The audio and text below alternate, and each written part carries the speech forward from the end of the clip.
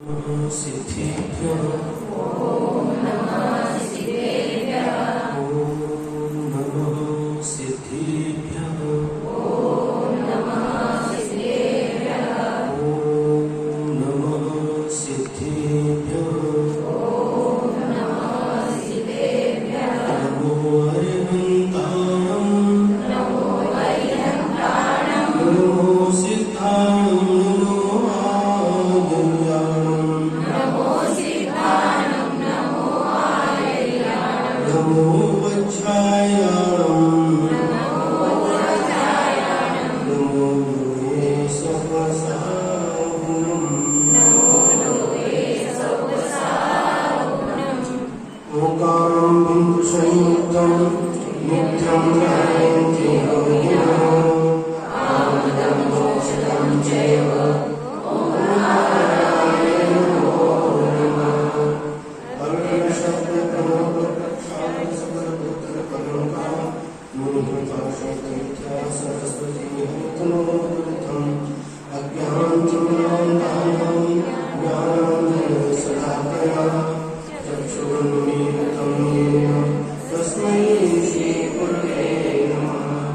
परम गुरुभ्यो नमः परम प्राचार्य गुरुभ्यो नमः सकल कलशबन्धं सुखं शेषां परवर्तकं धर्म सम्बन्धकं भवजीवनः प्रतिबोधकारकम् इदं शास्त्रं श्री रत्नकर्णकश्रावकाचार्येण ध्येयम् अस्य मूलग्रन्थकर्तारः श्री सर्वज्ञदेवाः तदुत्तरग्रन्थकर्तारः श्री गणधरदेवाः प्रतिगणधरदेवाः तेषां कुशोऽनुसार श्रीमदाचार्य प्रवर श्री समन्तभद्रदेवैः विरचितं मङ्गलं भगवान् देवो मङ्गलं गौतमोऽग्नि मङ्गलं पुण्यपुण्याय जैनधर्मोऽस्तु मङ्गलं सर्वमङ्गलमाङ्गल्यं सर्वकल्याणकारकं प्रधानं सर्वधर्माणां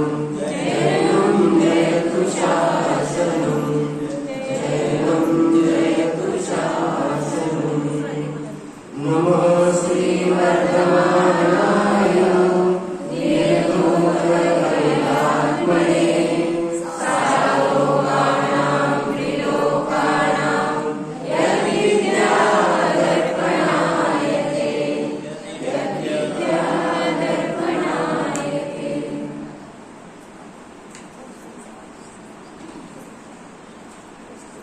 गुणवृत्तों का वर्णन चल रहा है।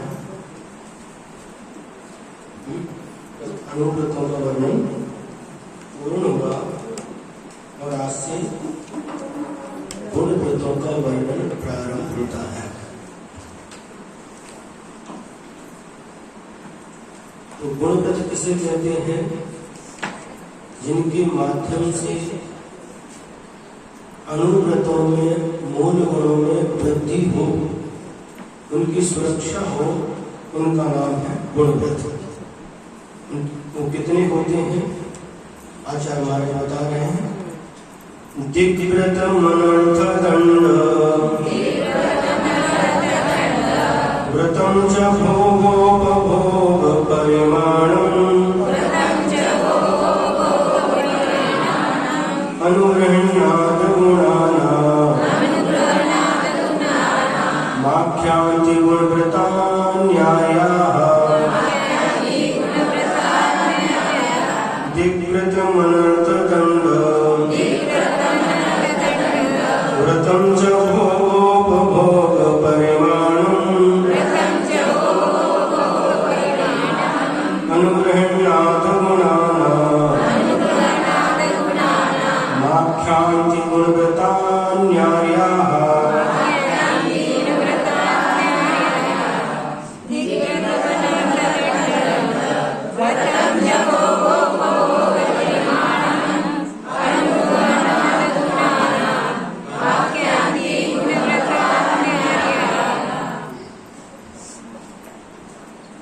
आर्याः यानी गणधर परमेष्ठी अथवा आचार परमेष्ठी गुणानाम गुणों की 8 मूल गुणों की अथवा 5 अनुव्रतों की अनुग्रहणार्थ वृद्धि का कारण होने से दिग्व्रतम यानी दिग्व्रत और अनर्थ दंड व्रतम, जो मूल में आए ना, दिग्व्रतम अनर्थ दंड व्रतम, दिग्व्रतम यानी दिग्व्रत और अनर्थ दंड व्रतम, अनर्थ दंड व्रत, व्रत दोनों के साथ लगा है। और भोगोपभोग परिमाणम, भोगोपभोग परिमाण नाम का यह तीसरा गुणव्रत होता है। इसको गुणव्रतानी, इनको गुणव्रत आख्यांति कहते हैं। अनुव्रत 5 थे। पहला अहिंसानुव्रत, दूसरा सत्यानुव्रत, तीसरा अचौठानुव्रत, चौथा ब्रह्मचर्यानुव्रत और 5वां परिग्रह परिमाण अनुव्रत। ये 5 अनुव्रतों की जो वृद्धि का कारण होता है, इसलिए इनको गुणव्रत कहते हैं। पहला गुणव्रत है दिग्व्रत, दूसरा अनर्थ दंड व्रत और तीसरा भोगोपभोग परिमाण व्रत। इन तीनों को गुणव्रत कहते हैं। कौन कहते हैं? आर्या, आचार्य परमेष्ठी अथवा गणधर परमेष्ठी।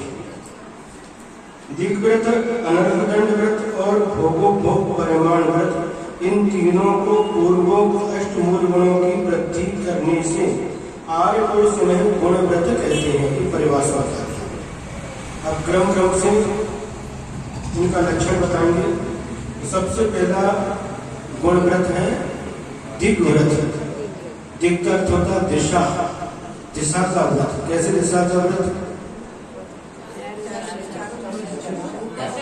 4 दिशाएं होती है, पूर्व, पश्चिम, उत्तर, दक्षिण, और इनके बीच में 2 दिशाओं के बीच में विदिशा होती है।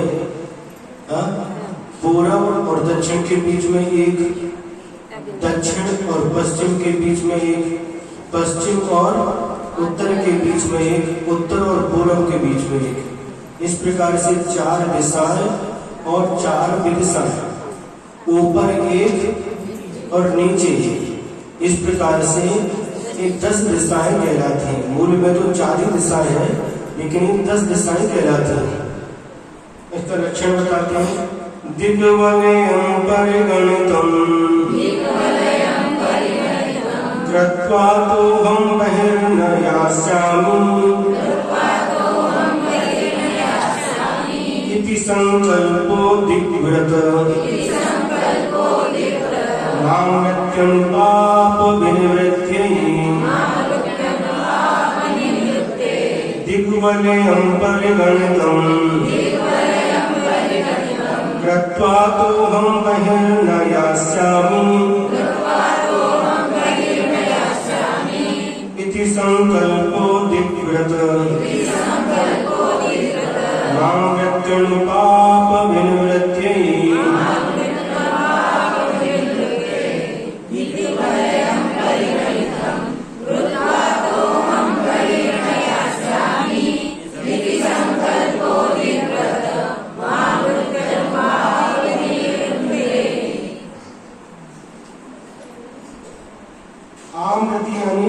मरण पर्यंत स्थूल पापों के त्याग के साथ अनुपाप विनिवृत्ति, सूक्ष्म पाप से भी निवृत्त होने के कारण या निवृत्त होने के लिए दिग्वलयम यानी दिशाओं के वलय मंडल समूह अर्थात 10 दिशाओं का परिगणितम, इनकी मर्यादा प्रत्यायन करके अहम मैं, अतः इससे बहिः बाहर न यास्यामि नहीं जाऊंगा।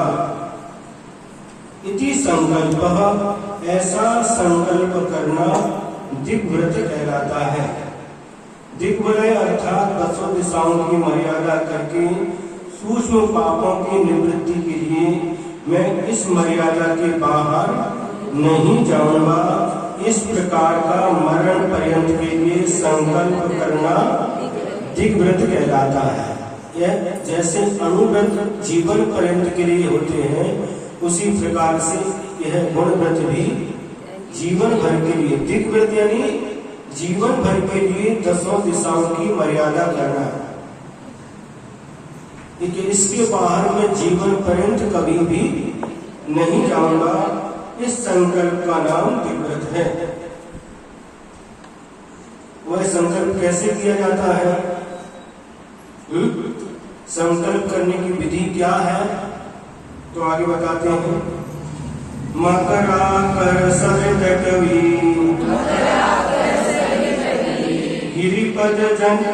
गिरिजन पद योजनानि मर्यादाः प्राहुर्दिशां दशानां प्रतिसंहारे प्रसिद्धानि मकराकर सरितटवी गिरिजन पद योजनानि मर्यादाः प्राहुर्दिशां दशानां प्रतिसंहारे प्रसिद्धानि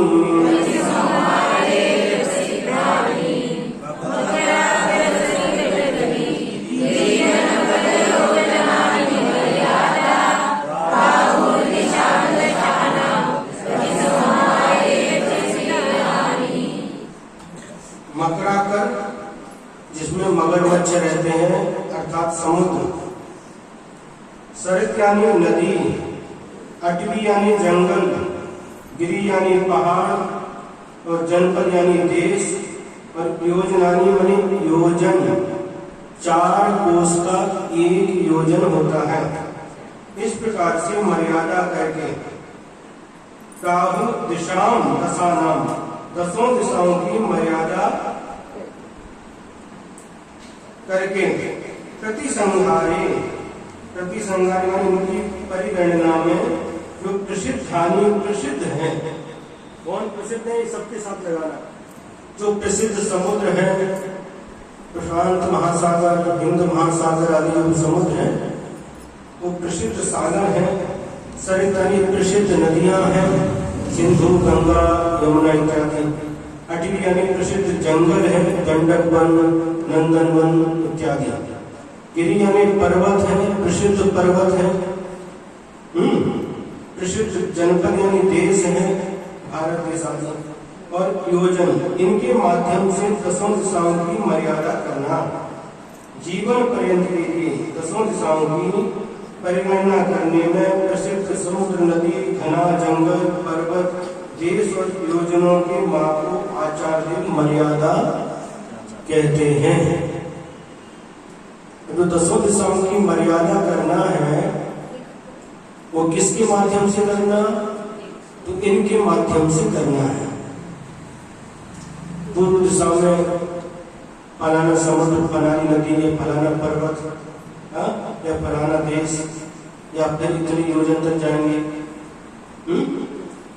इस प्रकार से पूर्व, पश्चिम, उत्तर, दक्षिण और नैऋत्य, ईशान, वायव्य और आग्नेय, ये सभी दिशाओं विदिशाओं की, और ऊपर और नीचे, इस प्रकार से 10 दिशाओं की मर्यादा करना।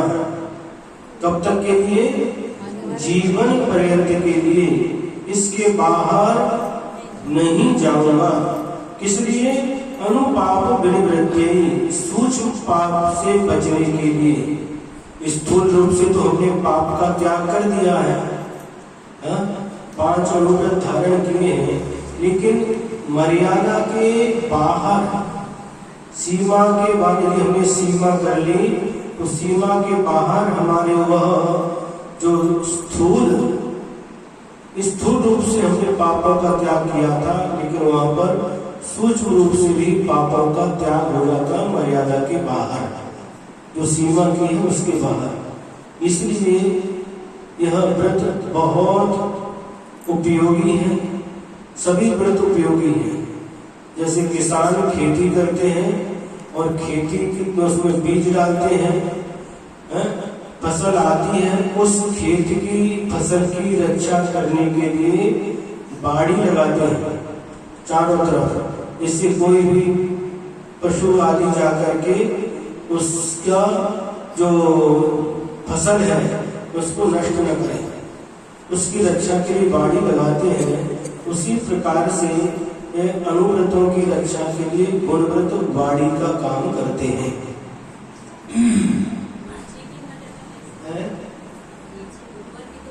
हाँ, नीचे की मर्यादा भी होती है, योजनों के माध्यम से होती है। घाटी में जो हम जहाँ पर समतल जमीन पर बैठे हैं, इससे इतना नीचे तक जाएंगे। बावड़ी मतलब की बावड़ी होती, बावड़ी वीर नहीं है। वीर देखो एक कुआ होता है और एक बावड़ी होती है। कुआ का मतलब जिसमें रस्सी डाल के बाल्टी से पानी खींचते हैं उसको कुआ कहते हैं, और जिसमें सीढ़ी लगी रहती है नीचे तक पानी की सतह तक जाने के लिए, उसका नाम बावड़ी होता है। मराठी 12। तो कहाँ तक हम नीचे जाएंगे?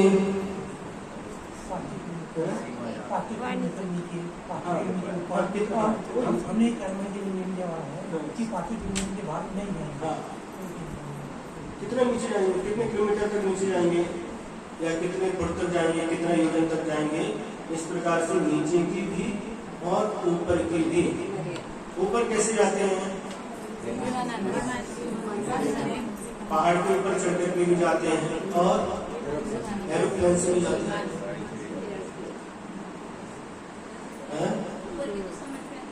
नीचे की नीचे जो काम करते हैं, किसान लोग काम करते हैं, उनको पता है नीचे भी जाना पड़ता है। कई बार कोई तैरने वाले रहते हैं, वो भी उस कुएं में जाकर के, बड़े बड़े कुएं रहते हैं उनको जाकर के तैरते हैं। खदान वगैरह भी होती है, नीचे खदान रहती है ना, उस खदान के अंदर भी हम कितने नीचे तक जाएंगे। इस प्रकार से मर्यादा की जाती है। महाराज कधी कधी आम्हाला काम पडते, समजा कुठे गेलो आपण, तिथे 12 वाजले, पाणी खूप खाली असलं, पायऱ्या उचलून खाली काढावं लागतं, बरोबर, त्याच्यासाठी मर्यादा पाहिजे। तो नीचे जाना पड़ेगा। तो नीचे कितना नीचे हम जाएंगे, उसकी मर्यादा। 4 दिशाएं और ऊपर और नीचे, इस प्रकार से 10 दिशाएं कहलाती, इनकी आजीवन के लिए मर्यादा करना और उसका अच्छी तरह से पालन करना। उसके बाहर जाने का हमारा त्याग होता है, उस संबंधी जो पाप होता है उस पाप से हम बच जाते हैं। ये मर्यादा नहीं है तो पूरा पाप हमारे हमको लग रहा है। अब मर्यादा हो गई, अब मर्यादा के बाहर हम नहीं जाएंगे। हमारी लक्ष्मण रेखा खिंच चुकी है, इसके बाहर हम कदम नहीं रखेंगे। उस संबंध इसके बाहर अंदर इस जो लक्ष्मण रेखा खींची है, संकल्प किया है, उसके अंदर तो हम स्थूल रूप से हमारा पापों का त्याग है, लेकिन उसके बाहर हमारा सूक्ष्म पापों का भी त्याग हो जाता है।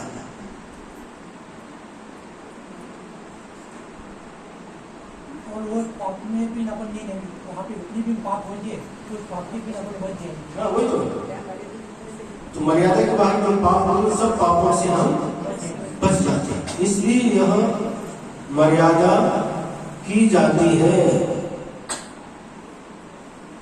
जाने आने का ठीक है, उसमें अतिचार के बताएंगे आगे। उसके आगे हेलो वो भी नहीं चलेगा। हम तो नहीं कहेंगे, लेकिन बात करेंगे। बात करना भी नहीं चलेगा, बात करना भी कुछ भी नहीं, आगे बताएंगे।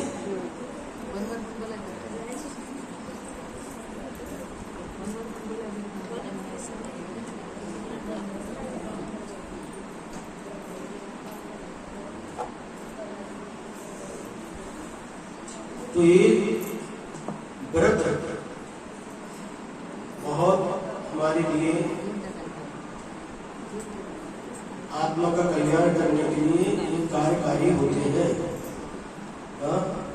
इसमें बाहर कसायों की निवृत्ति होती है, मानो व्यापार है, हमने सेवा बाकी की इतनी तक जाएंगे, उसके बाद व्यापार भी नहीं करेंगे। मालूम पड़ गया कि वहाँ फैक्ट्री खोलेंगे तो अच्छी चलेगी, जगह मिल रही है, तो फैक्ट्री भी नहीं खोलेंगे। तो तत्संबंधी जो पाप होता है, हर प्रकार के पाप से हम बच जाते हैं। मर्यादा करते समय अगर जैसे छूट करती, जैसे कि हम खोल कर बोल रहे हैं तो भी पाप लगेगा। ये दिग्व्रत है ना, उसका अतिचल बताएंगे आगे।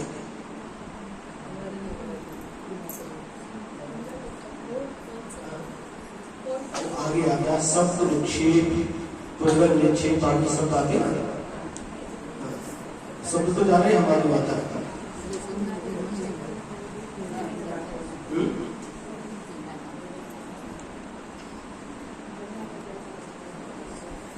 आगे बताएंगे।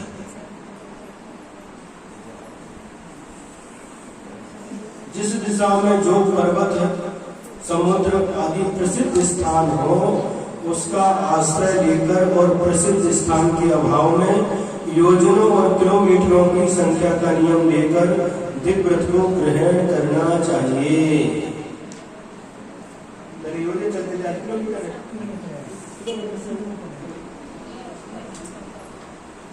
अब दिग्व्रत की मर्यादा के बाहर अणुव्रतों के महाव्रत बनाए बता रहे हैं। अवधेन बहिरनु पाप प्रतिविरतेर दिग्व्रतानि धारयताम् पंच महाव्रत परिणति मनुव्रतानि प्रपद्यन्ते अवधेन बहिरनु पाप प्रतिविरतेर दिग्व्रतानि धारयताम् पंच महाव्रत परिणति मनुव्रतानि प्रपद्यन्ते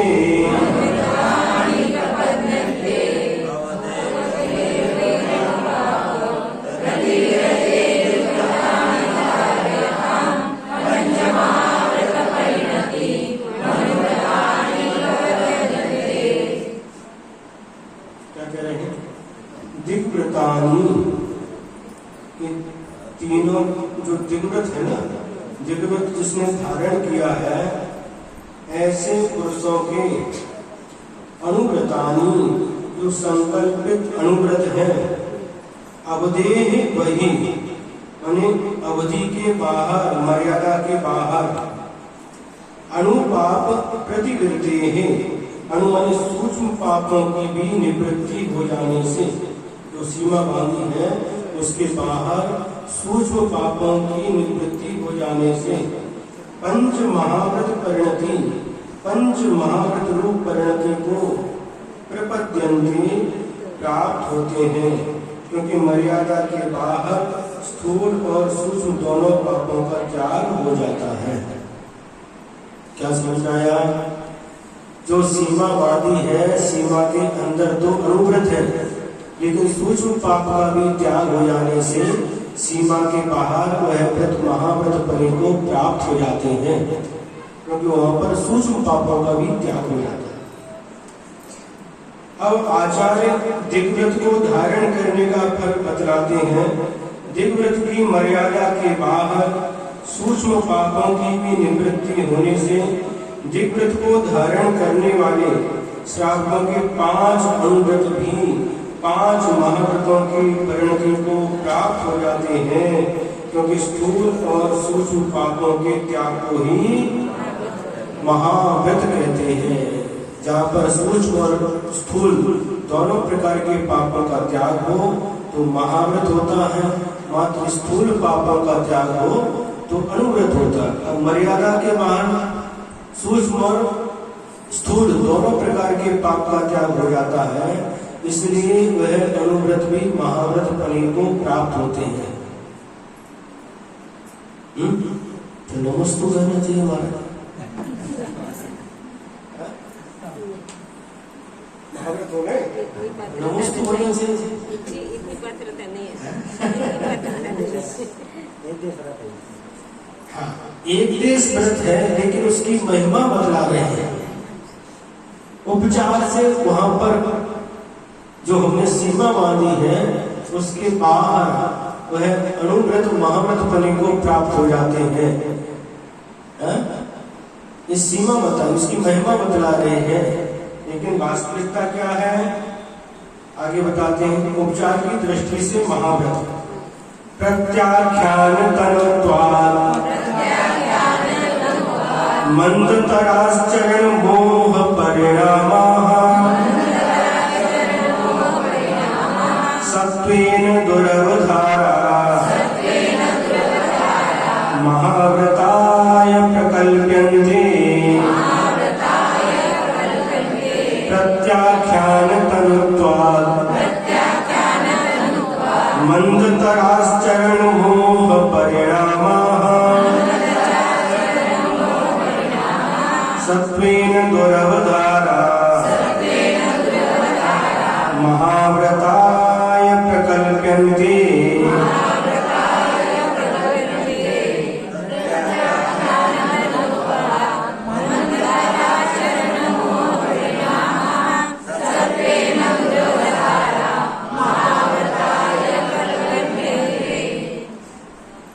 मोहनी कर्म की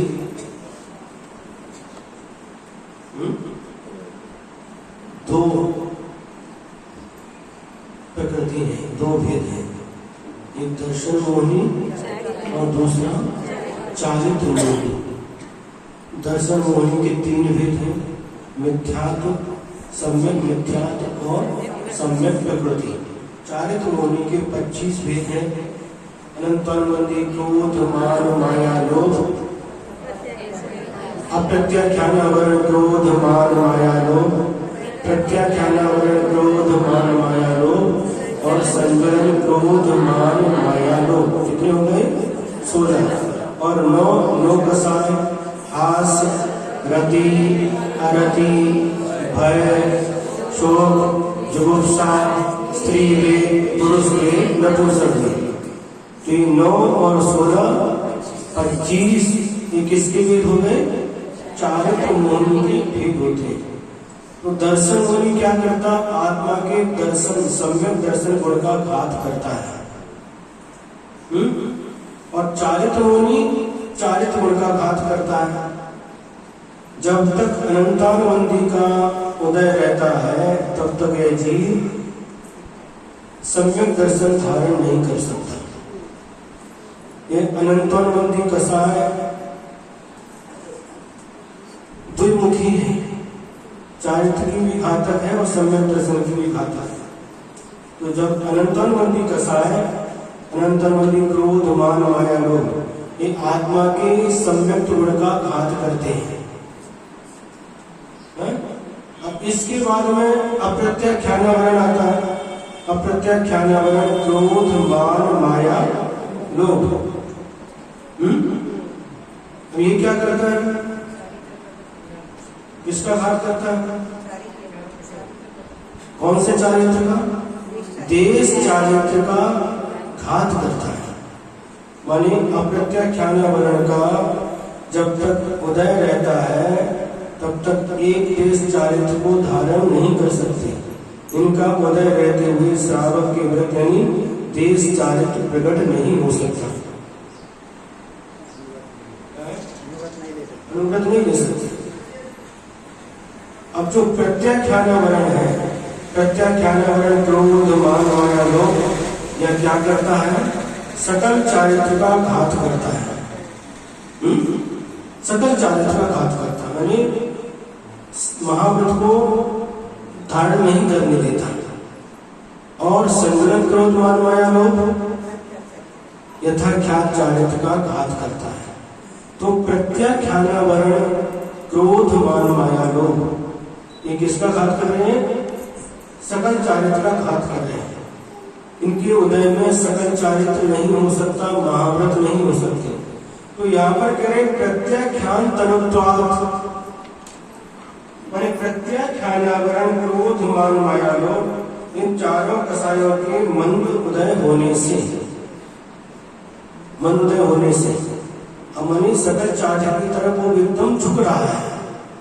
तो इसका मंद उदय होने से मंदतराः अत्यंत मंद दशा को प्राप्त हुए, सत्वेन दुरवधाराः जिसके अस्तित्व का निर्धारण करना भी कठिन है। इतनी मंद हो गई कसाय है भी कि नहीं पता नहीं चलता।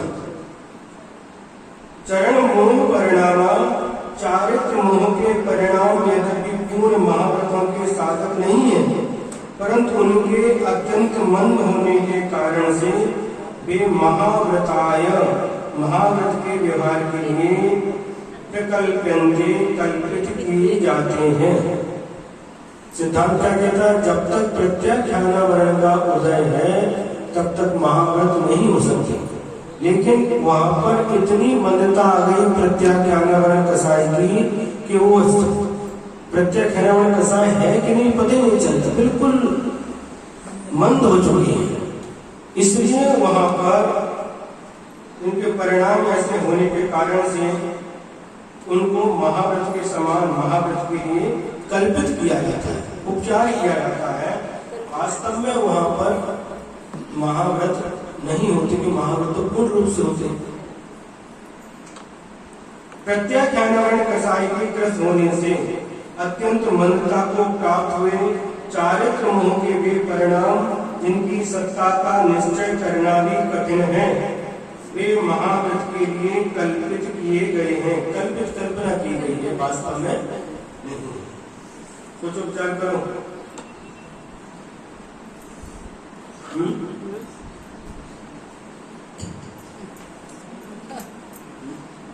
अनुव्रत की महिमा बता रहे हैं, दिव्यव्रत की महिमा बता रहे हैं। पहले भी कहा था गृहस्थो मोक्ष मार्गस्थो निर्मोहो नैव मोहवान अनगारो ग्रही श्रेयान निर्मोहो मोहिनो मुनि। कहा था कि नहीं? याद है कि भूल गए? तो आगे आगे पाठ पीछे सपाट, बड़े पाठ आगे सपाट। ऐसा नहीं। क्या कहा था? गृहस्थो मोक्ष मार्गस्थो, वह गृहस्थ मोक्ष मार्ग में स्थित है। कौन सा? निर्मोहो, जो दर्शन मोही मिथ्या से रहित, ऐसा गृहस्थ मोक्ष मार्गी है। किंतु निर्मोहो गृहस्थो मोक्ष मार्गस्थो निर्मोहो मोहिनो मुनि, किंतु जो मोही मुनि है, मोही मुनि मतलब क्या? जिनका मिथ्यात्व का उदय चल रहा है, दर्शन मोही की सत्ता जिनके पास में है, उन मुनि की अपेक्षा से, यानी मिथ्या दृष्टि मुनि की अपेक्षा से सम्यक दृष्टि गृहस्थ श्रेष्ठ है। मोक्ष मार्ग में श्रेष्ठ कहाँ है? अनगारो ग्रही श्रेयान, उस अनगार से जो मिथ्यात्व के साथ जी रहा है, ग्रही श्रेयान, उसकी अपेक्षा से निर्मोह यानी सम्यक दृष्टि गृहस्थ श्रेष्ठ है। यहाँ पर आपने प्रशंसा की थी कि नहीं? कौन श्रेष्ठ है? उनकी अपेक्षा से, मिथ्या दृष्टि मुनि की अपेक्षा से सम्यक दृष्टि श्रावक श्रेष्ठ है, ऐसा बताया था। और यहाँ पर भी कह रहे हैं, क्या कह रहे हैं? जो सीमा की है उसके बाहर अनुव्रत भी महाव्रत के रूप में परिणत हो जाते हैं। सीमा के बाहर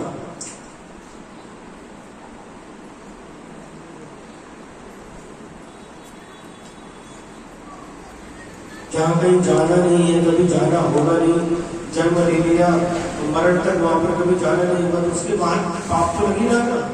और जैसे ही मर्यादा कर ले तो उस संबंधी पाप से हम बच जाते हैं। जापान आपको जाना नहीं है, वहाँ नहीं ले लेना, मैं वहाँ जाऊँगा नहीं, भारत के बाहर नहीं जाऊंगा। नहीं महाराज, एक बार तो जाना।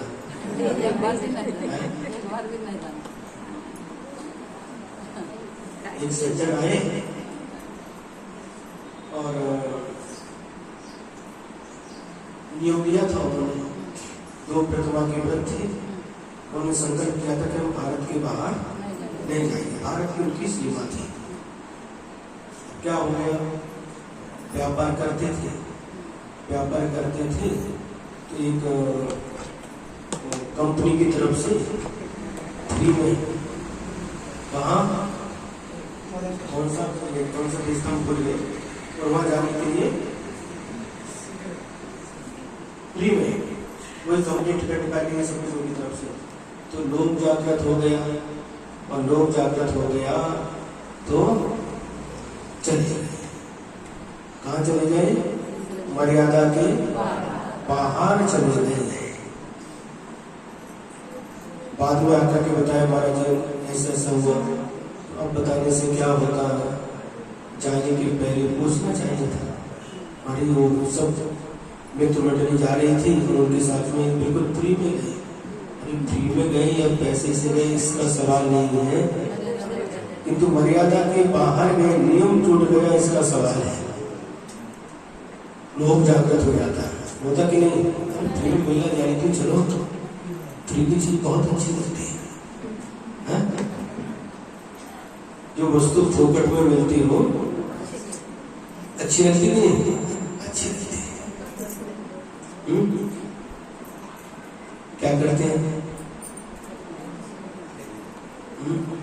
दूध लेने गए, 2 लीटर दूध दे दो, 2 लीटर दे दिया, थोड़ा और डाल दो।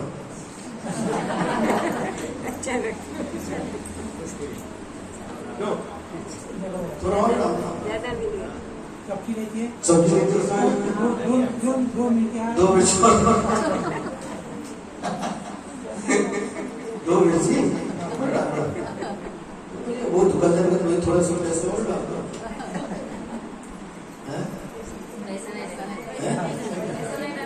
ऐसे नहीं डालेंगे, थोड़ी 2 मिर्ची और डाल दो, थोड़ा सा भूरा और डाल दो। करते कि नहीं? भीक मागणं झाली एक प्रकारची, ते भाव तर लागल, पहिले तर आपण भीकच मागायला लागलो।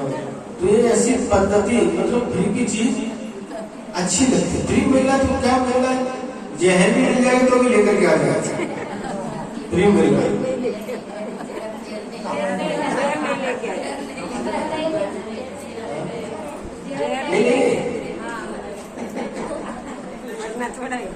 आज जैसे कहते थे क्या, जो साहित्य पुस्तक फ्री में मिलती हो, ये लोग बांटते ना, बांटते वहां जाओ सुविधा में फ्री में आपको सेट का सेट दे देंगे।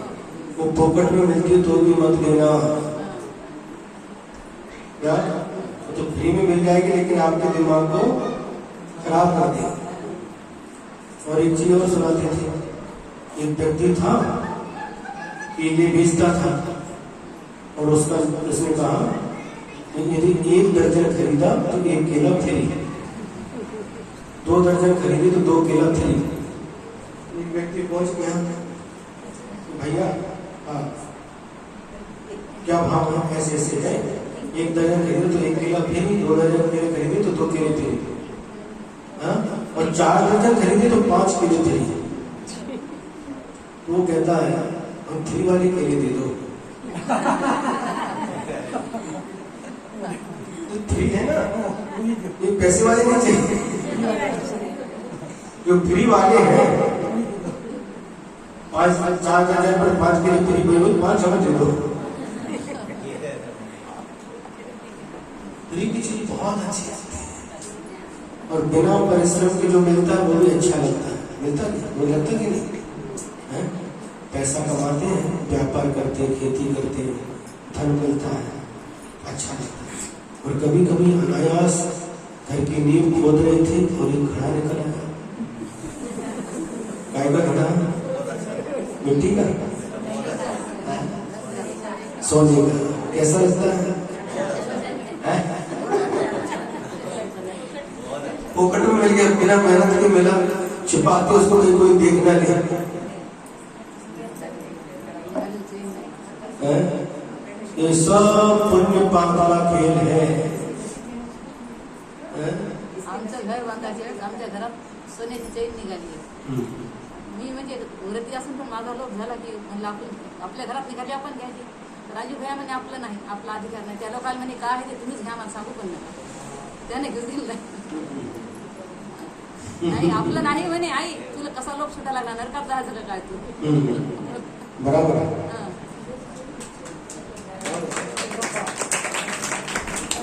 हर बोलते समय चैन निकली सोने की। हाँ? हं. राजू भैया ने क्या कहा?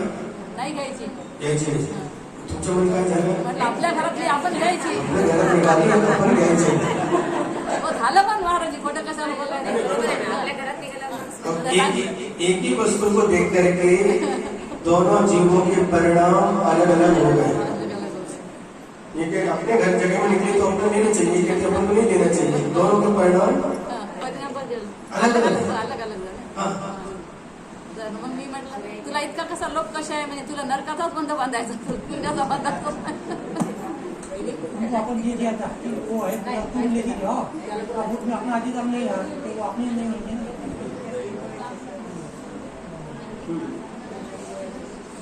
तो ऐसा बहुत कम लोगों के भाव होते हैं, नहीं तो लेने के हैं? लेने के भाव होते हैं, होते कि नहीं? उनको दो बार बोला कि वो दिन हमें जब बोल दो वो भी देने तो तैयार था, उन्होंने ये नहीं किसी को मत दो। जगह किसकी थी? हमारी आमची हे घर बांधलं ये तेव्हा. बांधने का हुआ ना। जगह आपकी थी? हाँ। तो किसको देती?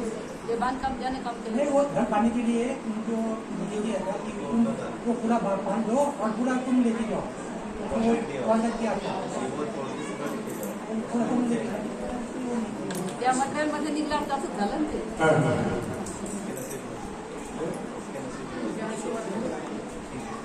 होता है, ये सब पुण्य पाप से होता रहता है। तो बात ये चल रही थी, जो वस्तु प्रेम मिलती है उसके प्रति हमारे मन में बहुत खुशी होती थी, बहुत खुशी होती। चलो प्रेम मिल गई, बिना मेहनत के बिना परिश्रम के मिल गई। हाँ? हाँ? दादाजी ने रखी वाली अपनी छे नु हाँ, दादाजी ने कोई अपनी मैंने कही थी बराबर। हमारे दादाजी ने रखी वाली नु दादाजी ने रखी लेकिन पिताजी वाली बोली आपको होता है।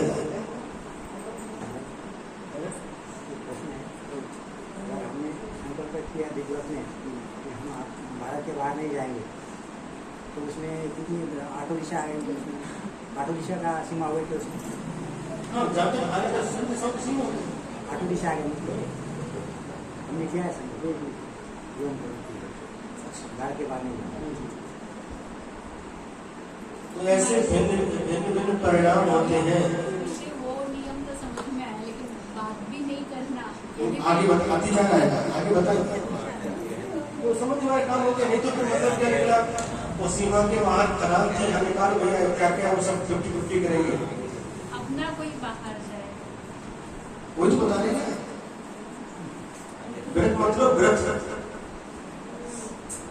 कंकड़ फेंकना, देश व्रत दिग्व्रत हो गए, देश व्रत आएगा, उसमें मर्यादा व्रत कंकड़ फेंकना, शब्द करना, इशारा करना, सब उसके दोस्त बताएंगे। आपको बताइए धीरे धीरे।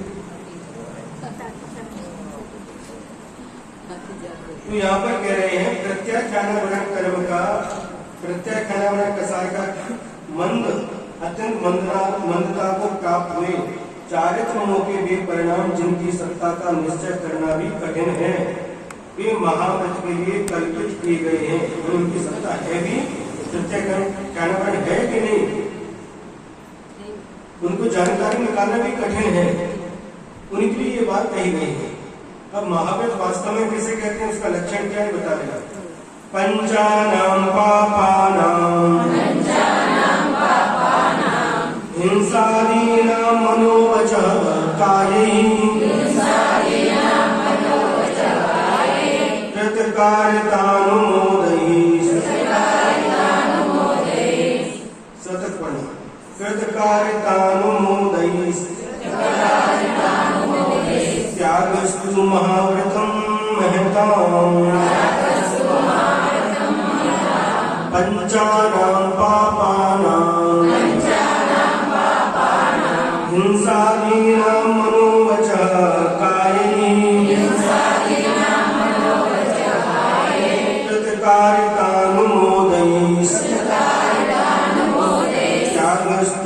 महाव्रतम महताम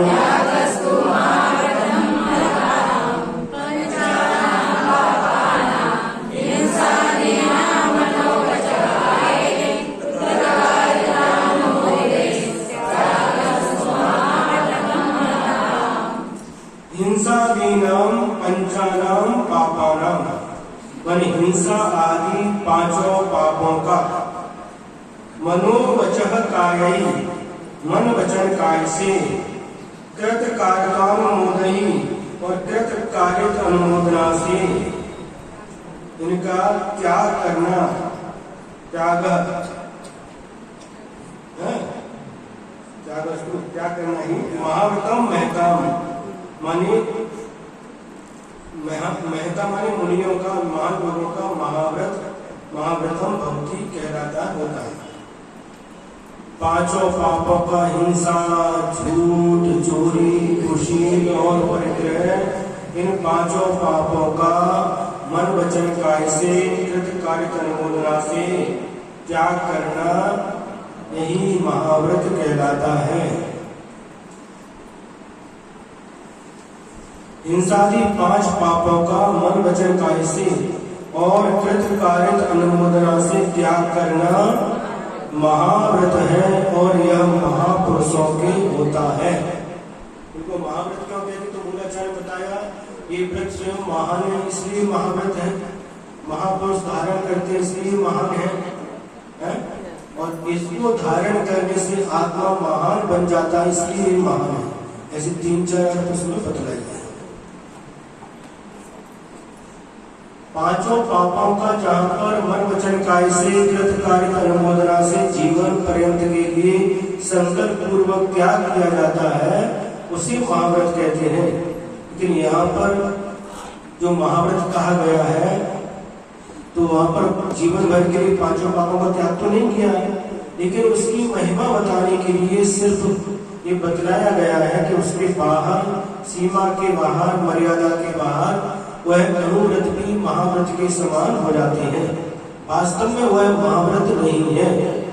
क्यों नहीं है? क्यों नहीं है? क्योंकि उन्होंने जीवन पर्यंत के लिए 5 पापों का त्याग नहीं किया है, इसलिए वास्तव में वह महाव्रत नहीं है।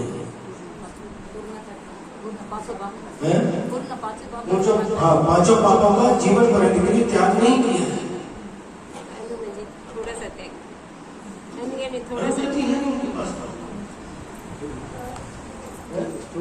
स्थूल रूप से त्याग किया है।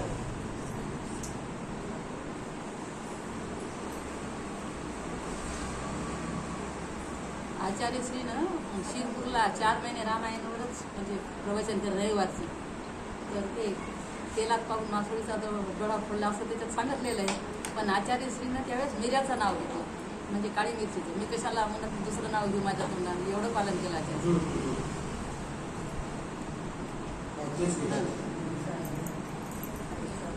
नाही सर ते म्हणजे आता त्याच्यात असणार ना, तेलात पाहून मासोळीचा डोळा फोडायचा म्हणजे असं एक सांग आहे.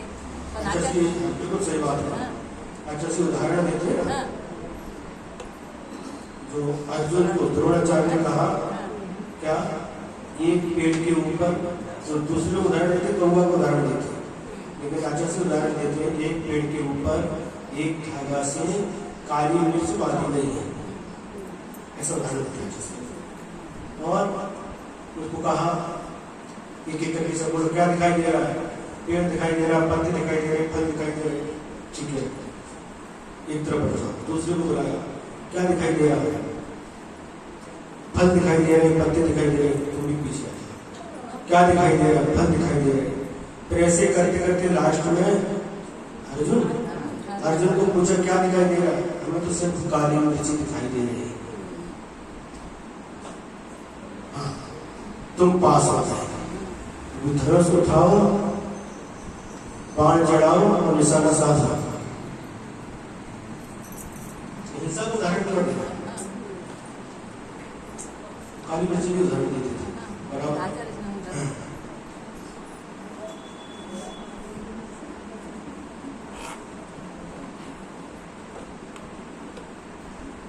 समझ आ रहा कि नहीं? बोर तो नहीं हो रहे नहीं हैं? नहीं हो रहे हमारे समय कैसा दिख रहा पता नहीं, समय कैसा दिख रहा पता नहीं चल रहा है पता नहीं चल रहा। पूरा जीवन चला जाएगा। ये कह रहे कैसे समय जा रहा पता नहीं चल रहा, 1 घंटा 1.5 घंटा कब हो जाता पता नहीं चलता। अपनी दीक्षा हो गई 22 अप्रैल 1999 और बैसाख शुक्ल सप्तमी 1 साल पूरा हुआ था। अमरकंटक में थे, बैसाख शुक्ल सप्तमी का दिन था। सुबह सुबह हम सभी जो महाराज साथ के दीक्षित थे गुरु जी के चरणों में पहुंचे, नमोस्तु किया, चरण स्पर्श की प्रदक्षिणा लगा करके नमोस्तु किया और कहा आचार्य श्री आपके बच्चे आज 1 वर्ष में हो गए। आपके बच्चे 1 वर्ष के हो गए। आचार्य श्री मुस्कुराए, आशीर्वाद दिया। तो उस समय हमने कहा आचार्य श्री 1 वर्ष कैसे निकल गया पता नहीं चला। आचार्य श्री ने उस समय उत्तर दिया, हमें आज भी याद है, अभिनंदन सागर जी पूरा जीवन निकल जाएगा पता नहीं चलेगा। ये महाव्रतों की संयम की महिमा है, पूरा जीवन निकल जाएगा पता नहीं चलेगा। तो विचार करते सोचते कि अभी तो दीक्षा हुई थी और देखते देखते 25-26 साल 25 साल पूरे हो गए। ये अभी तो दीक्षा हुई थी ऐसा लगता है, कैसे समय निकल गया पता है। शुरू जब दीक्षा हो गई 8 दिन हो गए, 15 दिन हो गए, 1 महीना हो गया, 2 महीना हो गया, 3 महीना हो गया, 4 महीना हो गया, ऐसे करते 1 साल हो गया, 2 साल हो गए, 3 साल हो गए, 4 साल हो गए, 5 साल हो गए। इतना तो बाद में साल के सामने निकल जाते तो ख्याल ही नहीं जाता। गुरु जी के शब्द थे, पूरा जीवन निकल जाएगा पता नहीं चलेगा। इस संयम की महिमा है, बिल्कुल सही बात है। 25 साल निकल गए लगता है, अभी अभी की तो बात ऐसे लगता है, देखते देखते निकल गए।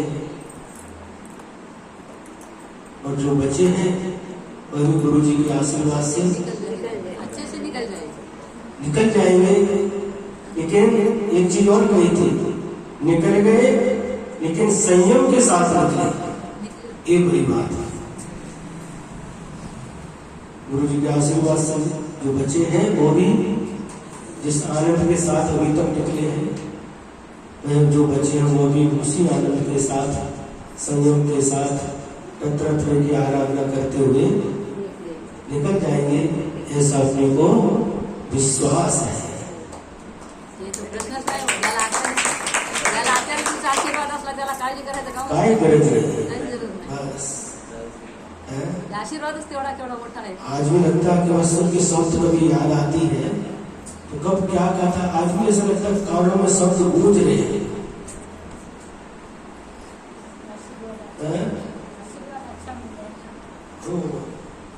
उन्हीं का आशीर्वाद फल रहा है। मैं कहा था अनुव्रत रूपी निधियां सुरलोक में फलती है और गुरु जी का आशीर्वाद खूब फल रहा है, सबको फल रहा है। बिल्कुल बिल्कुल अनुव्रत वहां निधियां सुरलोक में फलेंगी, लेकिन गुरु ने जो दीक्षा दी, महाव्रत दी, रत्नत्र दिया, वो तो फल फूल रहा है, खूब फल रहा है। उसकी छाव में बैठ करके सुख शांति का अनुभव होता है, आनंद की अनुभूति होती है।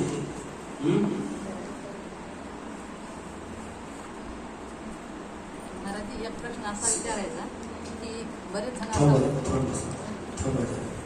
संसारी प्राणी सांसारिक भौतिक वस्तुओं को प्राप्त करके उसमें आनंद मनाते हैं, सुख शांति ढूंढते हैं और एक संयमी संयम को प्राप्त करके बस आनंद में रहता है। और उनका जो आनंद होता है वह अपने आप में बहुत अलग प्रकार का आनंद होता है। वह कभी भी उसकी धारा टूटती नहीं है।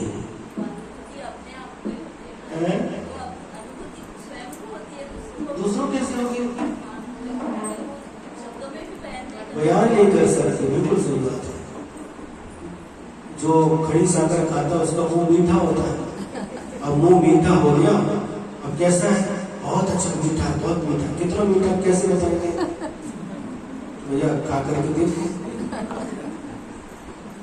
उसी प्रकार से संयम का क्या आनंद है, तरह तरह का क्या आनंद है, शब्दों में बयान नहीं कर सकते। संयम का आनंद लेना है तो संयम धारण करा बाबानो, संयम धारण करा, व्यूह लगा, व्यूह लगा।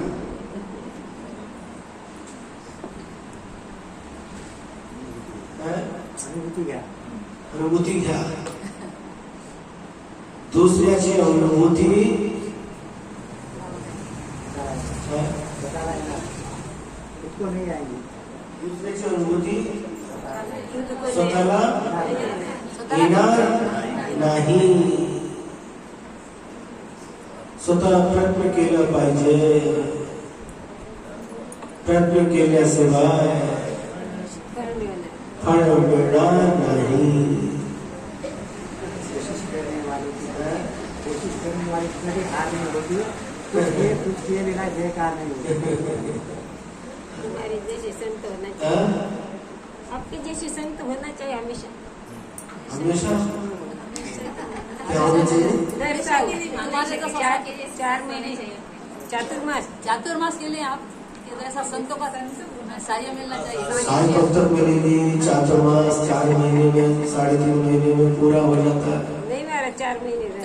कम से कम 4 महीने तो भी मिला. अब पता नहीं, वो तो कह रही ना. हाँ. देखते देखते देखते देखते पूरा चातुर्मास भी चातुर्मास बस एक दिन कम होता जा रहा है. 15 दिन कम क्यों कर रहे? हाँ? 15 दिन कम क्यों कर रहे थे? कम नहीं करे.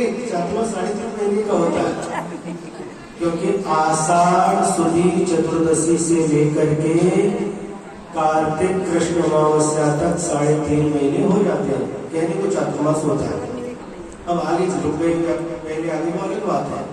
ये 3.5 महीने में चातुर्मास पूरा होता. और कभी अधिक मास आया तो 1 महीना अधिक मिल जाता है. 4.5 महीने का मिल जाता है. होना चाहिए था. अब क्या करें, अब कुछ नहीं कर सकते.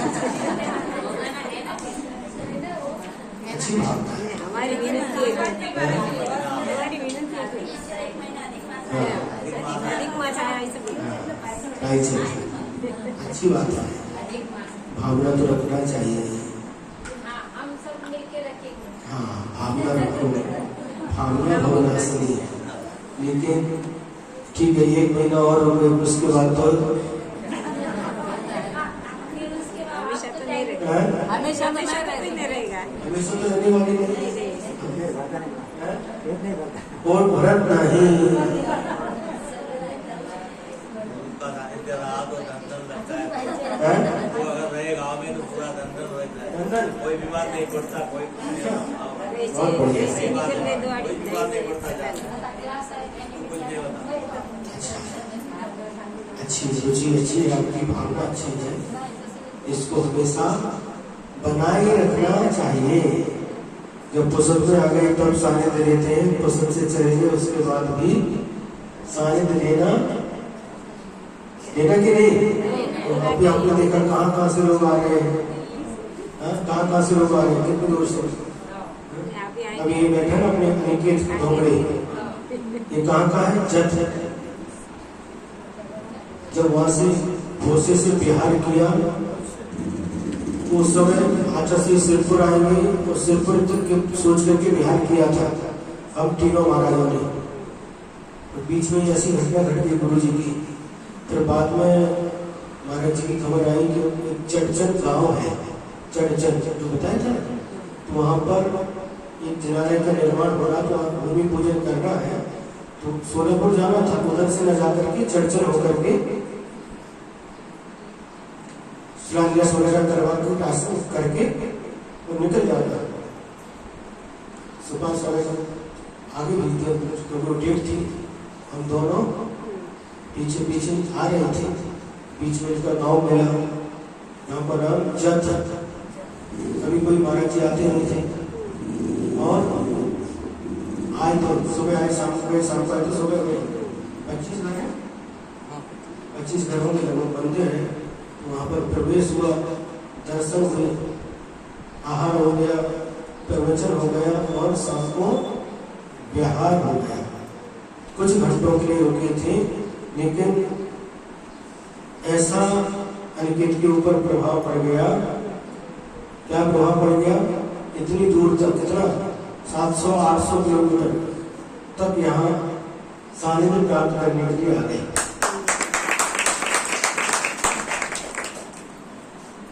पहले भी आ रहे थे जब नांदेड़ में थे, लेकिन उस समय सोचा एक बस वहां से जा रही थी सांगली की तरफ से कुंडलपुर के लिए, जो सहस्त्रकूट जिनालय का निर्माण हुआ है, तो उनमें मूर्तियों की स्थापना होनी थी। जा रहे थे, क्योंकि खबर आई कि ऐसा ऐसा है, हम आना चाहते हैं आपके पास, हमारे पास तो फिर कभी आ सकते हो। यदि वो बस जा रही है तो वहाँ कुंडलपुर चले जाओ, अनुकूलता हो तो। बस तो जा ही नहीं है, किसी को जाना नहीं है। तो उनके पुण्य का योग आया और कुंथलगिरी मुक्ता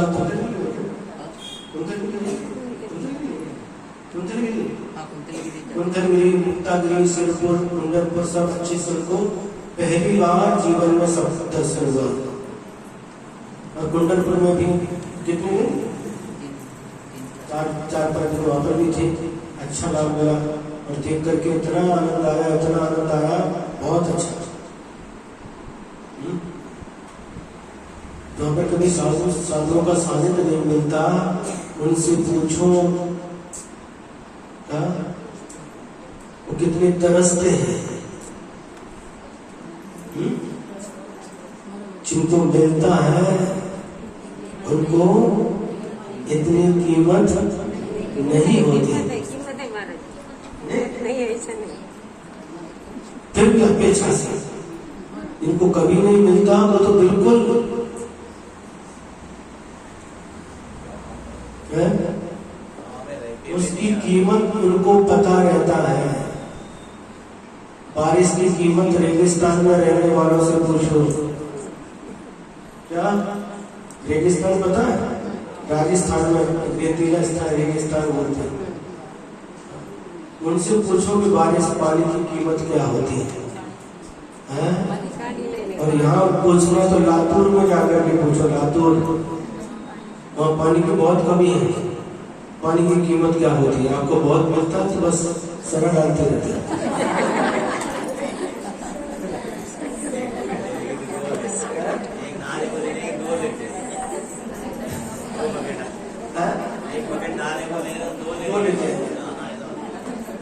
वहाँ कई कंट्री है, कौन सा दुबई, ऊपर पानी बहुत कम होता सुनते हैं। हाँ, हफ्ते में 1-2 बार अवॉर्ड करते हैं।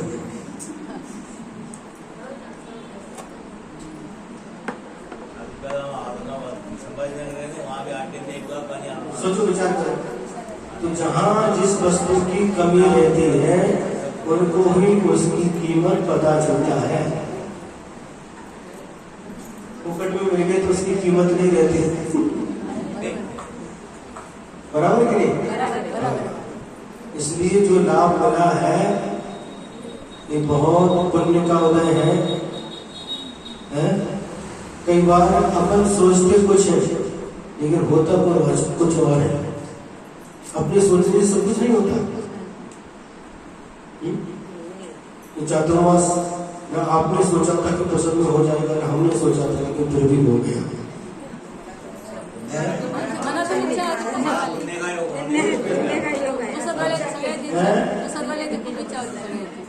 आमची सगळ्या सगळ्याची इच्छा खूप होती. इच्छा होती पर ये हो जाएगा ऐसा विश्वास किसी को नहीं था. हमको सिर्फ विश्वास नहीं था. पिछले साल ऐसा हुआ था महाराज जी कि अब महाराष्ट्र में बहुत आसपास इतने महाराज जी थे तो सबका पुस्तक वालों का भाव था कि कम से कम 2 महाराज जी वाशिम के हमारे यहाँ मिल जाए. महाराज जी लोगों को कर्म नहीं मिला था तो पिछले साल जो भावना भाई इस साल उसका फल मिल गया.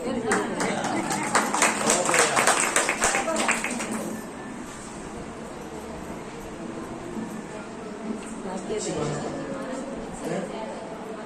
वीरसागर महाराजांची खूप इच्छा होती तर पुसदच्या ऐवजी डायरेक्ट पुण्यात मिळाली.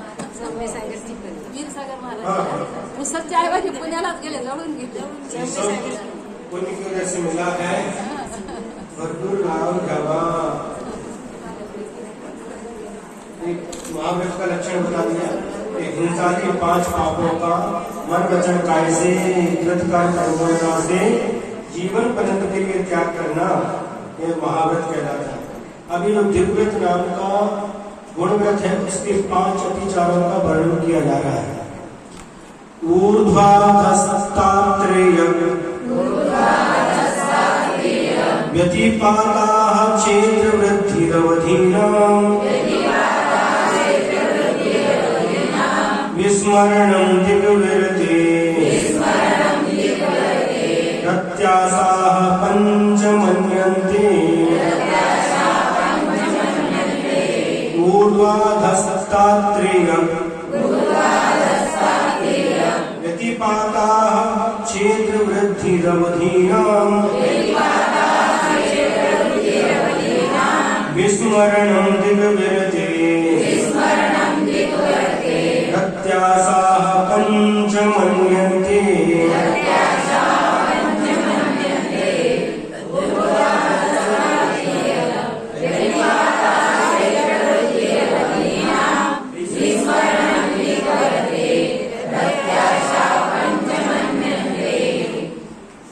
ऊर्ध्व माने ऊपर, अधस्तात् यानी नीचे, त्रेक माने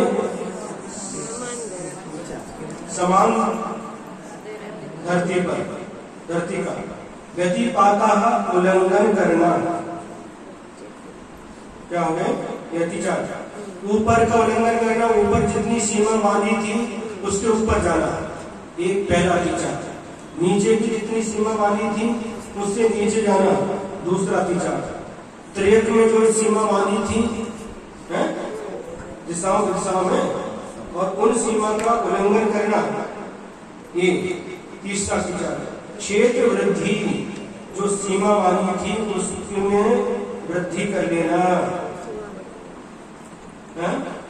और अवधि नाम विस्मरणम, जो सीमा बांधी थी उसको भूल जाना. इस प्रकार से दिग्व्रत के 5 अतिचार कहे गए हैं.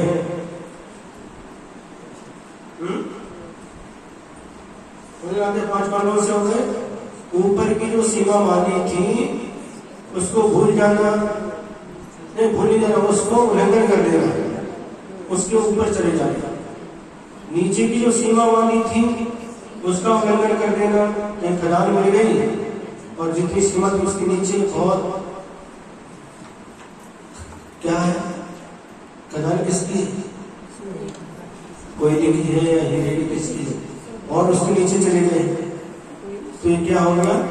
नीचे की मर्यादा का उल्लंघन हो गया. और त्रेक माने चारों दिशाओं, चारों दिशाओं में जो सीमा बांधी थी उसका उल्लंघन करना, उससे आगे चले जाना. ये 3 अतिचार है. चौथा अतिचार क्षेत्र वृद्धि. क्षेत्र वृद्धि कैसे? मान लो किसी ने सीमा कर ली 10 दिशाओं में, 100 किलोमीटर, उदाहरण दे रहे हैं. 100 किलोमीटर की सीमा बांध ली. अब इधर क्या हुआ? पूर्व दिशा में जो जमीन थी वो महंगी थी, पश्चिम दिशा की तरफ जमीन सस्ती मिल गई. तो क्या किया? 100 किलोमीटर के बाहर तो जमीन खरीद ली. कितने? 10 किलोमीटर, 110. और इधर उसको घटा दिया, 90 कर दिया. जो पूर्व में 100 थी उसको 90 कर दिया, पश्चिम में 100 थी उसको 110 कर दिया. रहा 200 का 200 है, लेकिन क्या कर दिया, क्षेत्र वृद्धि इधर से घटा करके इधर बढ़ा दिया, ये अतिचार हो गया। घटा सकते हैं लेकिन बढ़ा नहीं सकते। घटा सकते, घटाओगे तो बहुत अच्छा है। घटाना गुण है, बढ़ाना दोष है। ये सिर्फ आने जाने के लिए, लेकिन व्यापार व्यवहार में तो ऐसे नहीं चलता। व्यापार और व्यवहार में तो नहीं ऐसे चलता। जैसे हमारा नियम है, समझो कि भारत देश के बाहर जाना नहीं है, तो हम दुकान चलाते हैं, चाइना का माल बेचते हैं, अमेरिका का माल चलता है, तो उसमें भी दोष लगेगा ना, क्योंकि तो चाइना भारत के माल बेच सको। अगर भारत के बाहर का, अगर खाने की भी चीजें भारत के बाहर से अपने को ये करनी पड़ती है, तो फिर उसका कैसे दोष लगेगा ना, चाहे खाने की चीजें हो, चाहे पहनने की चीजें हो, कोई भी चीजें हो। राइट में ये सब आ जाए। तो सुनो तो, भारत के बाहर से नहीं बना सकते, भारत में नहीं दे सकते। जो नियम है आपका, उस नियम का आपको पालन करना होगा। जो सीमा बांधी है उसका उल्लंघन नहीं करना होगा। यदि करते हैं तो एक अत्याचार लगता है।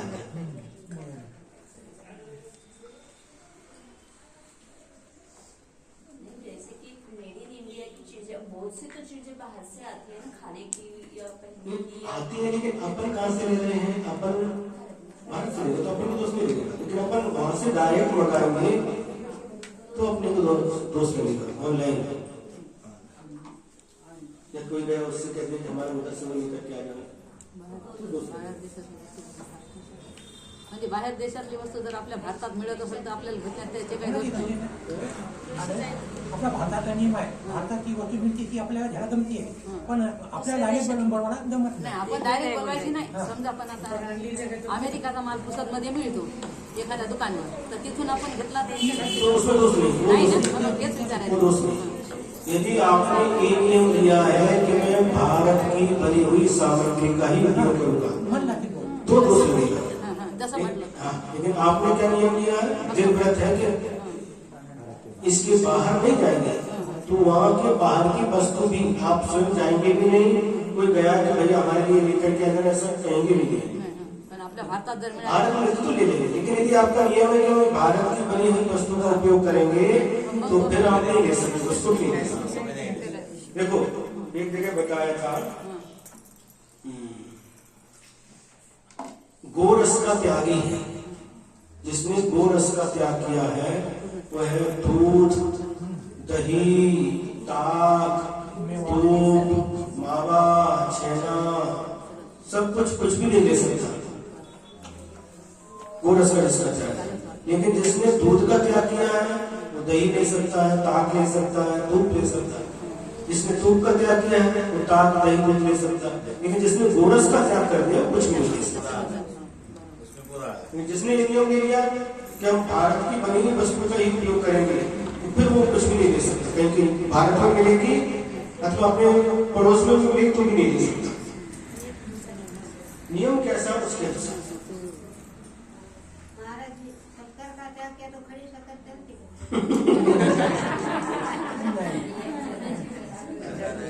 हमने बैठी शक्कर का त्याग किया कि खड़ी शक्कर?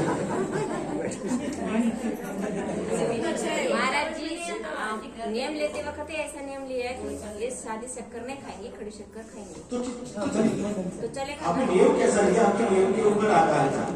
आपका संकल्प क्या है, आपने लिए शक्कर नहीं खाएंगे, अब मिश्री खाएंगे तो चलेगा।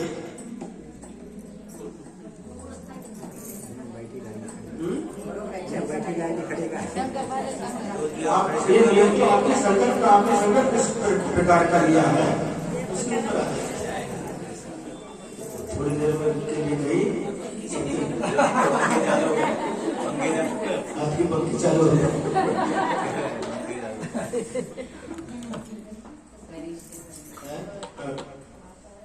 समझ में आ गया। ऊपर की मर्यादा का उल्लंघन करना, तो जो मर्यादा बांधी उसका उल्लंघन करना, नीचे की मर्यादा का उल्लंघन करना और देव की मर्यादा का उल्लंघन करना और क्षेत्र वृद्धि, क्षेत्र को बढ़ा लेना, देखो कैसी कैसी परिणति रहती है। 50 इधर है, 50 इधर से 100 है, उधर से 40 करती है, इधर से 60 कर लेते हैं। खेती तो सस्ती हो गई है, इधर से बेचते हैं, इधर 50 किलोमीटर पर थी, इसको बेचते हैं, 10 एकड़ बेचते, उधर 20 एकड़ मिल गई थी। क्या हो गया, इधर 40 कटा दी, उसमें सीमा कर दी, उधर 60 कर दिया, रहा 100 का 100। लेकिन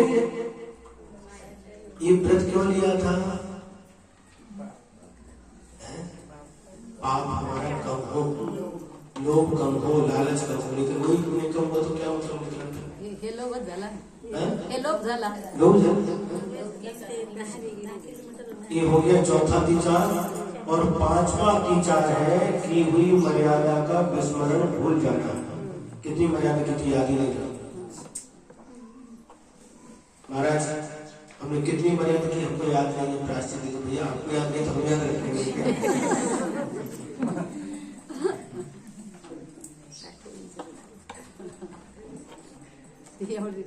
लक्षात ठेवून किती लिहून ठेवा, लक्षात राहणे तर लिहून ठेवा, लिहू नका।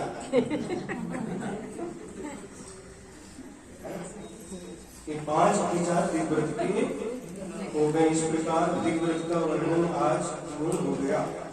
एक दिन में एक ही व्रत हो गया।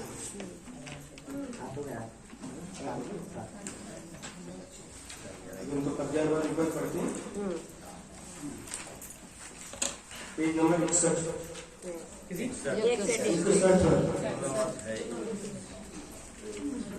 निकल गया। गुण व्रत है त्रैतिक व्रत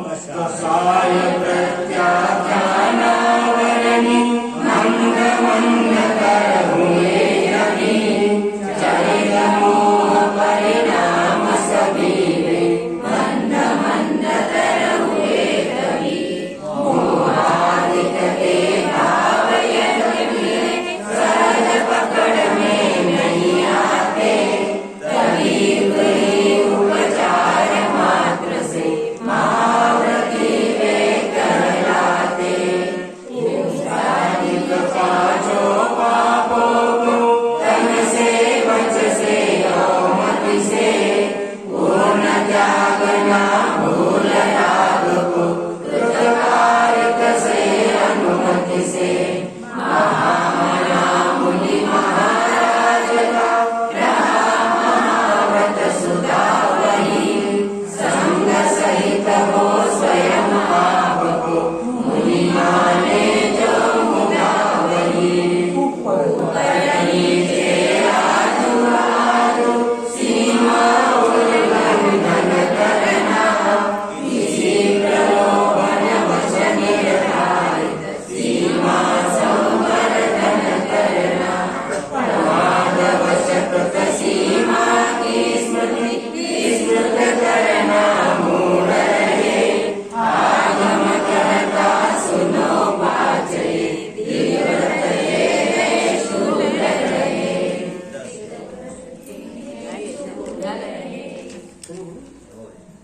निर्वाणी स्तुति।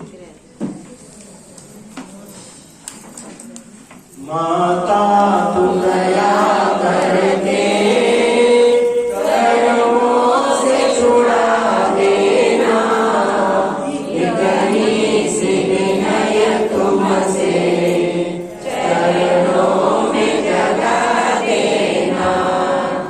माता मैं भटका हूँ माया के अंधेरे में, कोई नहीं मेरा है इस कर्म के बेड़े में, कोई नहीं मेरा है इस मंदिर बना देना, इतनी सी विनय तुमसे चरणों में जगा देना।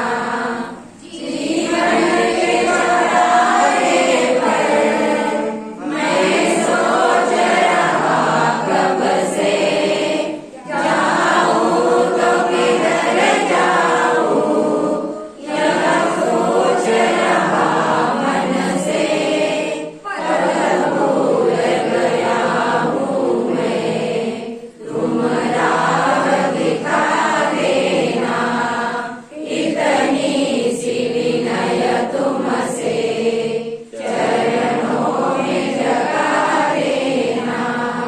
लाखों को उबारा है, मुझको भी उबारो तुम, मझधार में है नैया, उसे पार लगा दो तुम, मझधार में अटका हूँ, उसे पार लगा देना, इतनी सी विनय तुमसे चरणों में जगा देना। माता तू दया करके कर्मों से छुड़ा देना, इतनी सी विनय तुमसे चरणों में जगा देना। बादशाह जुबानी माता की जय। परम पूजाचार्य गुरुदेव श्री विद्यासागर जी महाराज की जय। परम पूज्य श्री आदित्य